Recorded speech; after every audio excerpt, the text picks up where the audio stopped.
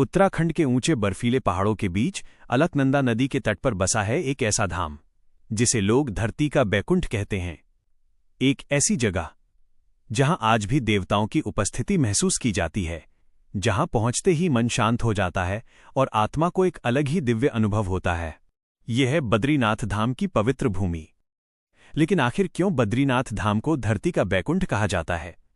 क्या सच में यहां देवता पूजा करने आते हैं? और क्या है इस मंदिर का सबसे बड़ा रहस्य? आज की इस कहानी में हम जानेंगे बद्रीनाथ धाम की अद्भुत कथा और उससे जुड़े रहस्यों के बारे में। बहुत समय पहले की बात है, जब पृथ्वी पर अधर्म बढ़ने लगा, तब भगवान विष्णु ने मानव कल्याण के लिए हिमालय की इन वादियों में तपस्या करने का निर्णय लिया। भगवान विष्णु इस स्थान पर आकर कठोर तप में लीन हो गए। चारों तरफ बर्फ ही बर्फ थी, ठंडी हवाएं चल रही थीं, लेकिन भगवान विष्णु अपनी तपस्या में मग्न रहे। तभी माता लक्ष्मी ने अपने प्रभु को इस कठिन तपस्या में देखा। वे चिंतित हो उठीं। अपने प्रिय भगवान को ठंड से बचाने के लिए माता लक्ष्मी ने बद्री वृक्ष का रूप धारण कर लिया और भगवान विष्णु के ऊपर छाया बनकर खड़ी हो गईं। कई वर्षों तक भगवान विष्णु इसी बद्री वृक्ष के नीचे तपस्या करते रहे। जब तपस्या पूरी हुई, तब भगवान विष्णु ने प्रसन्न होकर कहा, हे देवी, तुमने मेरी रक्षा की है। आज से ये स्थान बद्रीवन कहलाएगा और मैं बद्री के नाथ यानी बद्रीनाथ नाम से पूजे जाऊंगा।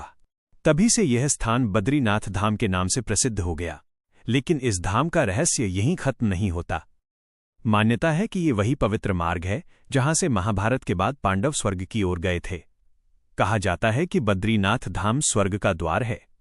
यही कारण है कि इसे धरती का बैकुंठ कहा जाता है। इस मंदिर का सबसे बड़ा रहस्य इसके कपाटों से जुड़ा है। हर साल सर्दियों में भारी बर्फबारी के कारण मंदिर के कपाट 6 महीने के लिए बंद कर दिए जाते हैं।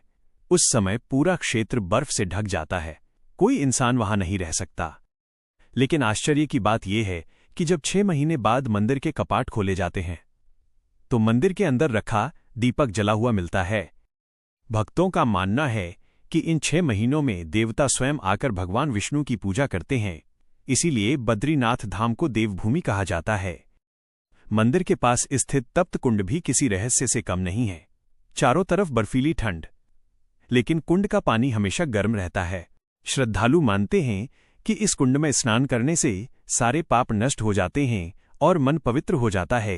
कहा जाता है कि जो भक्त सच्चे मन से बद्रीनाथ धाम के दर्शन करता है, उसे भगवान विष्णु का आशीर्वाद प्राप्त होता है और मृत्यु के बाद मोक्ष की प्राप्ति होती है। शायद यही कारण है कि हजारों सालों से करोड़ों श्रद्धालु कठिन यात्राएं करके इस धाम तक पहुंचते हैं।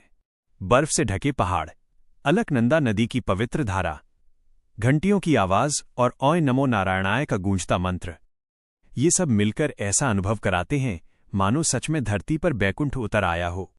तो अब आप समझ ही गए होंगे कि आखिर क्यों बद्रीनाथ धाम को धरती का बैकुंठ कहा जाता है। अगर आपको भगवान विष्णु की ये दिव्य कथा पसंद आई हो तो वीडियो को लाइक जरूर करें, अपने दोस्तों के साथ शेयर करें और ऐसी ही रहस्यमयी और भक्तिमय कहानियों के लिए चैनल को सब्सक्राइब करना ना भूलें। कमेंट में जरूर लिखें, ओ नमो नारायणाय।